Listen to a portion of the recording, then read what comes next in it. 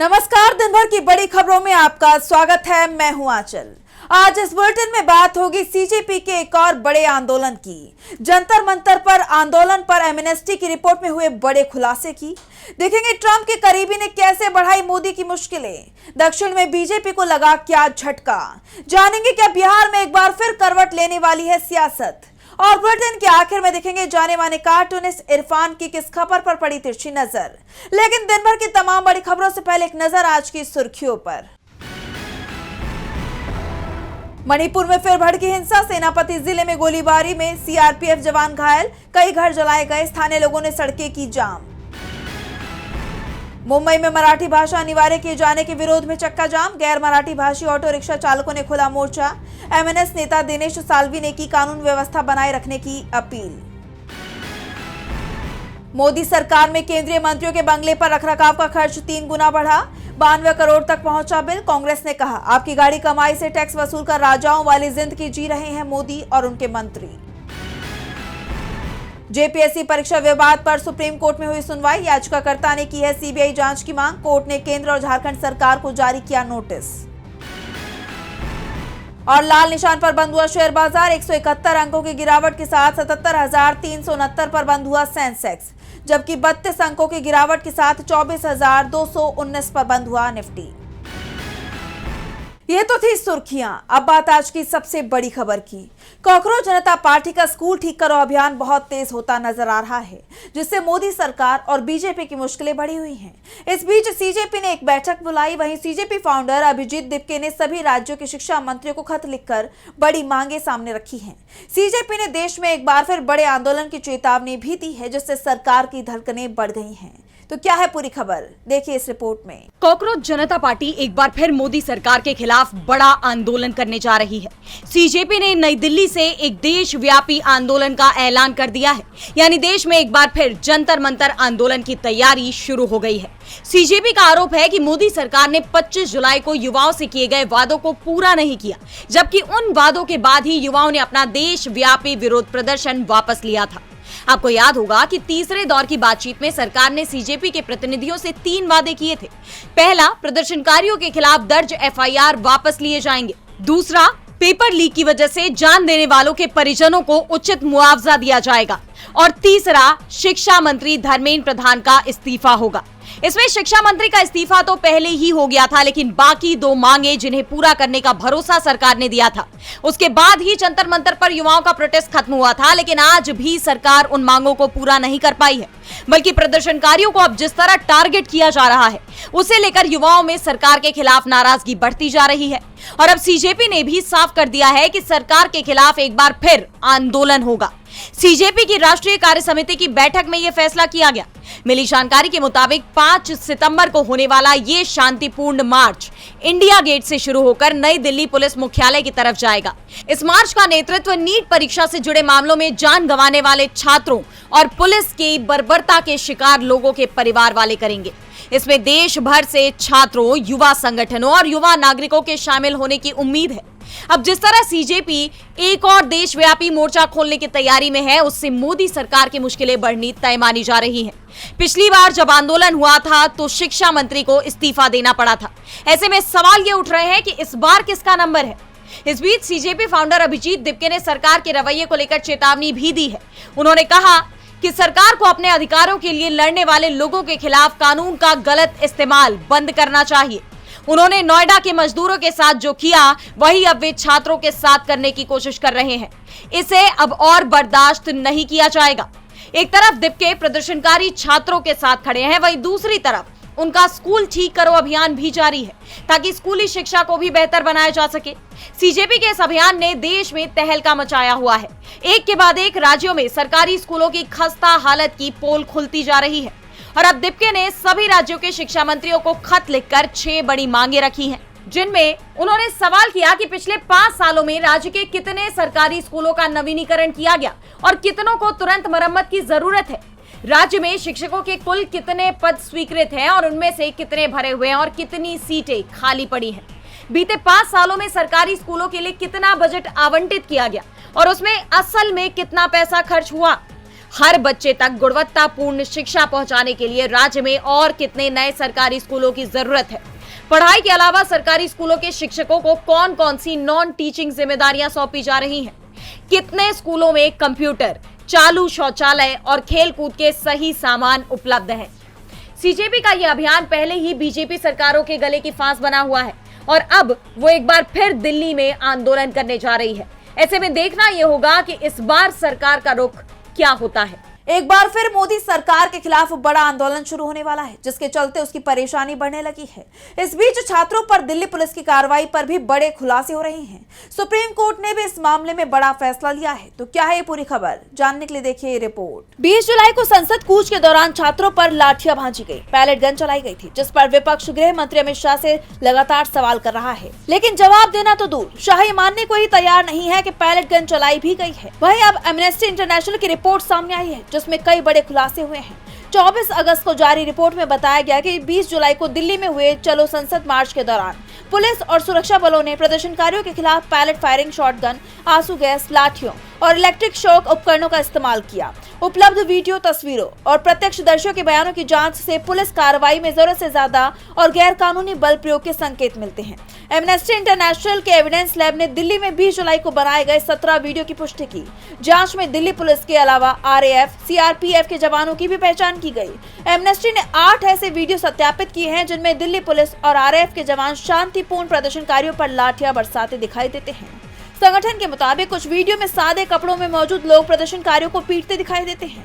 इनमें कुछ लोगों के हेलमेट पर दिल्ली पुलिस लिखा था। एमनेस्टी ने कहा कि इन लोगों के पास साफ पहचान चिन्ह नहीं दिखना भी जवाबदेही के सिद्धांत के खिलाफ है। एमनेस्टी की रिपोर्ट ने सरकार की पोल खोल दी है और सुप्रीम कोर्ट में भी सरकार फंसती हुई नजर आ रही है। आप जानते हैं कि जंतर मंतर पर प्रदर्शन के दौरान पुलिस और सुरक्षा बलों पर महिला प्रदर्शनकारियों के यौन उत्पीड़न के भी गंभीर आरोप लगे हैं, जिस पर अब सीजे सूर्यकांत ने सख्ती दिखाते हुए कहा है कि ऐसे मामलों की जांच पहले होगी। बता दें कि एडवोकेट शोभा गुप्ता ने सुप्रीम कोर्ट में कहा था कि जंतर मंतर पर प्रदर्शन करने वाली महिला प्रदर्शनकारियों के शोषण पर कोर्ट को स्वतः संज्ञान लेना चाहिए, जिस पर अब कोर्ट ने सख्ती दिखाई है। पुलिस कार्रवाई पर मोदी सरकार घिर गई है तो अमेरिकी राजदूत के खुलासे से बीजेपी में हलचल मच गई है। अमेरिकी राष्ट्रपति डोनाल्ड ट्रंप के करीबी सर्जियो गोर ने दावा किया है कि प्रधानमंत्री मोदी मीडिया के सवाल से दूर रहना चाहते थे। उन्होंने इसकी गुजारिश भी की थी और अब विपक्ष ने इस मुद्दे पर सरकार को घेर लिया है। तो क्या है ये पूरी खबर, जानेंगे इस रिपोर्ट में। प्रधानमंत्री नरेंद्र मोदी ने पिछले 12 सालों में एक भी प्रेस कॉन्फ्रेंस नहीं की, ये बात तो सभी जानते हैं। लेकिन अब खुलासा हुआ है कि पीएम मोदी जिस भी देश के दौरे पर जाते हैं वहां पहले ही ये कह दिया जाता है कि मोदी कोई प्रेस कॉन्फ्रेंस नहीं करेंगे और करेंगे भी तो उसमें पत्रकारों के सवाल नहीं लिए जाएंगे। ये सनसनीखेज खुलासा किया है भारत में अमेरिकी राजदूत सर्जियो गोर ने। सर्जियो गोर का दावा है कि इस साल 15 से 17 जून 2026 तक फ्रांस में आयोजित G7 सम्मेलन में पीएम मोदी के शामिल होने से पहले भारतीय विदेश मंत्रालय की तरफ से प्रेस कॉन्फ्रेंस में पत्रकारों के सवाल न लेने की अपील की गई थी, जिसे गोर ने ट्रंप के सामने भी रखा। एक कार्यक्रम में गोर ने बताया कि मीटिंग से पहले राष्ट्रपति ट्रंप ने मुझसे पूछा भारतीय किन मुद्दों को उठाने वाले हैं। हमने कुछ मुद्दों पर बात की। फिर उन्होंने पूछा क्या उनकी कोई मांग है। भारतीय विदेश मंत्रालय की एक मांग थी। उन्होंने हमसे कहा था कि मीडिया को अंदर आने देते हैं लेकिन पूरी प्रेस कॉन्फ्रेंस नहीं करते। भारतीय पक्ष सवाल जवाब नहीं चाहता था। उन्होंने कहा ठीक है, कोई समस्या नहीं। गोर ने आगे बताया कि मीटिंग के बाद ट्रंप मोदी की रिक्वेस्ट भूल गए और उन्होंने पत्रकारों से करीब 45 मिनट तक सवाल जवाब किया, लेकिन इस दौरान पीएम मोदी चुप्पी साधे बैठे रहे। वहीं गोर के इस खुलासे ने भारत में सियासी हलचल तेज कर दी है। विपक्ष ने भी सरकार पर अपने हमले और तेज कर दिए। कांग्रेस ने एक्स पर पोस्ट किया। अमेरिकी राजदूत ने बताया कि मोदी की यात्रा से पहले भारत के विदेश मंत्रालय ने ट्रंप से अनुरोध किया कि प्रेस कॉन्फ्रेंस में पत्रकारों के सवाल न लिए जाएं। मने 56 इंच वाले पत्रकारों के सवालों से इतना डर रहे हैं कि मीटिंग से पहले ही गिड़गिड़ा रहे हैं, प्लीज कोई सवाल ना पूछ ले। इसी डर की वजह से मोदी ने आज तक एक प्रेस कॉन्फ्रेंस नहीं की। यानी साफ है कि गोर के बयान से पीएम मोदी की मुश्किलें बढ़ गई हैं। हालांकि सरकार की तरफ से अब तक इस बयान पर कोई प्रतिक्रिया नहीं आई। ऐसे में विपक्ष सरकार की चुप्पी के कई मायने निकाल रहा है। पीएम मोदी मुश्किल में फंस गए हैं तो मुश्किल में इस वक्त बीजेपी भी है। दक्षिण भारत में पहले से कमजोर बीजेपी को अब एक और बड़ा झटका लगने की खबर सामने आई है। केरल बीजेपी के नेता और मलयालम अभिनेता देवन ने पार्टी से इस्तीफा दे दिया है। खबर है कि देवन अब अभिनेता विजय की पार्टी टीवीके में शामिल होने की तैयारी में है और विजय से मुलाकात का इंतजार कर रहे हैं। देखिए रिपोर्ट। दक्षिण भारत में अपनी राजनीतिक जमीन मजबूत करने की कोशिश कर रही बीजेपी को लगातार चुनौतियों का सामना करना पड़ रहा है। अब केरल से पार्टी के लिए एक और बड़ा झटका सामने आया है। मलयालम अभिनेता और बीजेपी नेता देवन ने पार्टी से इस्तीफा दे दिया है और अब अभिनेता विजय की पार्टी टीवीके में शामिल होने को लेकर उत्साहित नजर आ रहे हैं। देवन ने बीजेपी छोड़ने के बाद पार्टी नेतृत्व पर गंभीर सवाल उठाए हैं। उन्होंने कहा कि मैं बीजेपी के लिए बहुत जोश और आक्रामकता के साथ काम कर रहा था और कई जोखिम भी उठा रहा था, लेकिन वे मेरे मिशन और मेरी प्लानिंग को समझ नहीं पाए। मुझे लगता है कि उन्हें चुनाव जीतने में कोई दिलचस्पी नहीं है, उन्हें पैसे कमाने में दिलचस्पी है, जिसका मैंने विरोध किया। उन्होंने मुझे रोक कर रखा। 2024 से 25 के दौरान मैंने इस पार्टी को छोड़ने के बारे में सोचना शुरू किया। मुझे लगा कि बीजेपी के साथ बने रहने से एक राजनेता के तौर पर मेरी महत्वाकांक्षा पूरी नहीं होगी। देवन ने बताया कि उनके इस्तीफे के बाद टीवीके की तरफ से उनसे संपर्क किया गया। इसके बाद पार्टी के वरिष्ठ नेताओं के साथ उनकी विस्तृत बातचीत और ऑनलाइन बैठक भी हुई, जिसमें वो टीवीके में शामिल होने के लिए सहमत हो गए। अब देवन अभिनेता और टीवीके प्रमुख विजय से अलग से मुलाकात करना चाहते हैं। बताया जा रहा है कि उन्हें मुलाकात के लिए 10 सितंबर की तारीख दी गई है। अगर ये राजनीतिक कदम आगे बढ़ता है तो दक्षिण भारत में बीजेपी के लिए मुश्किलें और बढ़ सकती हैं, जिसे लेकर चर्चाएं भी काफी तेज हैं। केरल में बीजेपी को बड़ा झटका लगा है तो बिहार की राजनीति में भी खलबली मच गई है।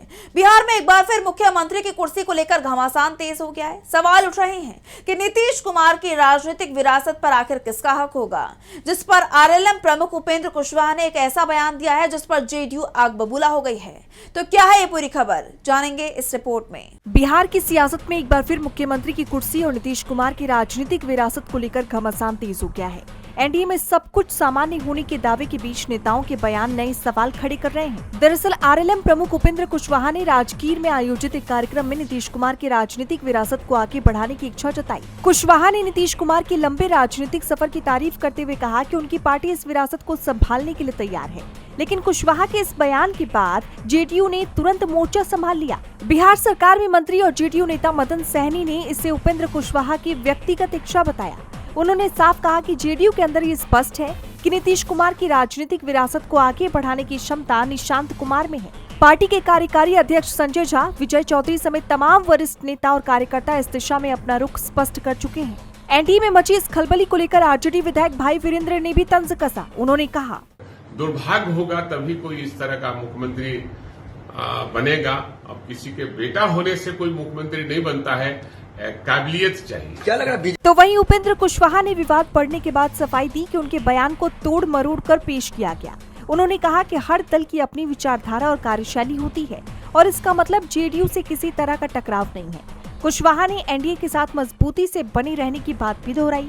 लेकिन बड़ा सवाल यही है कि अगर एनडीए में सब कुछ ठीक है तो फिर विरासत और नेतृत्व को लेकर इतनी बयानबाजी क्यों हो रही है। बिहार में सीएम फेस पर हलचल तेज है तो पंजाब में एसआईआर को लेकर विवाद देखा जा रहा है। पंजाब में एसआईआर प्रक्रिया के दौरान एक चौंकाने वाला मामला सामने आया। 3 देशों में सेवा दे चुके पूर्व राजदूत ने एसआईआर प्रक्रिया पर सवाल खड़े कर दिए हैं। तो कैसे एक बार फिर सवालों में घिरी एसआईआर प्रक्रिया, जानेंगे इस रिपोर्ट में। एसआईआर प्रक्रिया पहले से ही विवादों में बनी हुई है और अब पूर्व राजदूत नवदीप सूरी ने पंजाब में चल रही मतदाता सूची की विशेष गहन पुनरीक्षण यानी एसआईआर प्रक्रिया पर गंभीर सवाल खड़े कर दिए हैं। उनका कहना है कि उन्हें एसआईआर के दौरान नागरिकता साबित करने में परेशानी का सामना करना पड़ रहा है।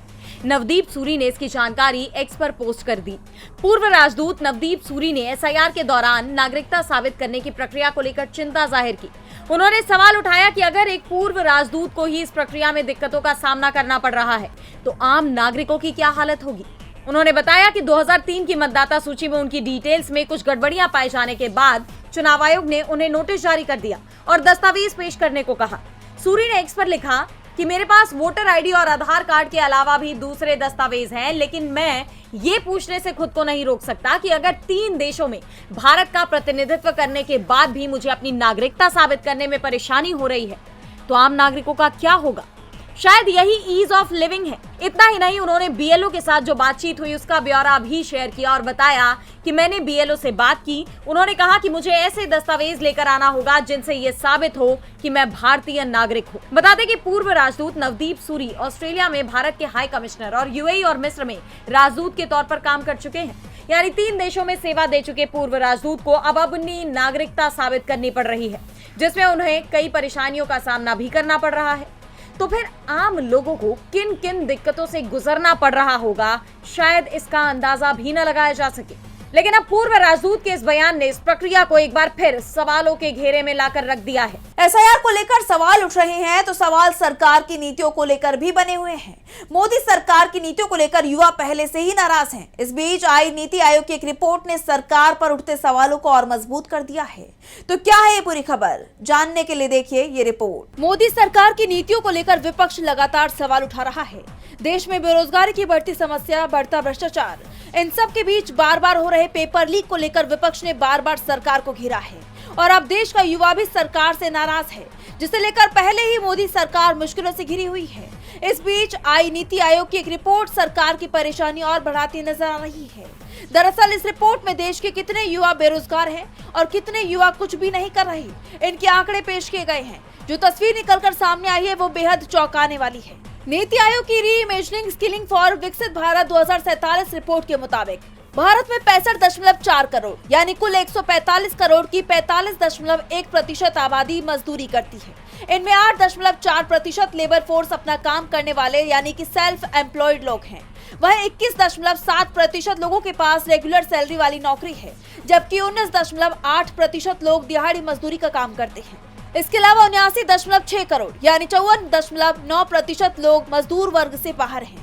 इनमें 29.1 करोड़ छात्र हैं। वहीं 59 साल से ज्यादा या 5 साल से कम उम्र के 27 करोड़ लोग हैं और 14.7 करोड़ अन्य शामिल हैं। वहीं 15 से 29 वर्ष की आयु के 8.7 करोड़ युवा न पढ़ रहे हैं, न नौकरी कर रहे हैं, न किसी किस्म की ट्रेनिंग ले रहे हैं। इन युवाओं को नीट यानी not in education, employment and training की कैटेगरी में डाला गया है।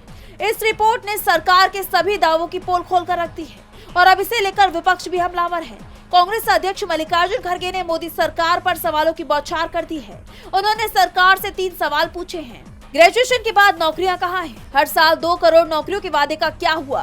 भारत की डेमोग्राफिक डिविडेंड यानी जनसांख्यिकी लाभ को डेमोग्राफिक डिजास्टर यानी जनसांख्यिकी आपदा में कौन बदल रहा है? उन्होंने सरकार को घेरते हुए एक्स पर पोस्ट किया। मोदी जी, आपने वादा किया था कि आप वो कर दिखाएंगे जो पिछले सरकारें 70 सालों में नहीं कर पाई। आपने उस दावे को सच कर दिखाया है। एक ऐसा एजुकेशन सिस्टम जो महंगा है और आरएसएस के प्रभाव में है, ऐसी परीक्षाएं जिन पर युवा भरोसा नहीं कर सकते और ऐसी डिग्रियां जिनके साथ नौकरियां नहीं मिलती। अब देखना ही होगा कि इस पर सरकार की तरफ से कोई सफाई आती है या नहीं। और बुलेटिन के आखिर में देखेंगे जाने माने कार्टूनिस्ट इरफान की किस खबर पर पड़ी तिरछी नजर।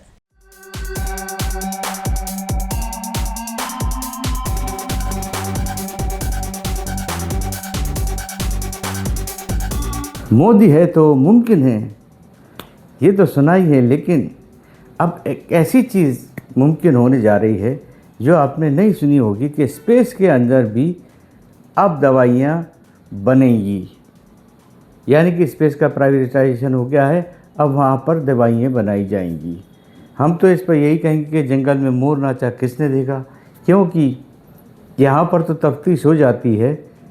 आखिर वहाँ की जो भी कुछ चलेगा वहाँ, उसी लिए जो है कौन तफ्तीश करने के लिए जाएगा, कौन रिपोर्टर जाएगा। और सबसे बड़ी बात तो ये, कॉकरोच पार्टी वहाँ नहीं पहुँच पाएगी। ये वही कॉकरोच पार्टी जो अचानक ही कहीं पर पहुँच जाती है। यही सबसे बड़ा सिरदर्द है इस टाइम मोदी सरकार का। ये वो सिरदर्द जिसकी दवा इस ज़मीन पर उनको नहीं मिल रही है। हो सकता है कि स्पेस में उनकी आने वाली जो दवाई फैक्ट्रियां हैं उसमें बन जाए।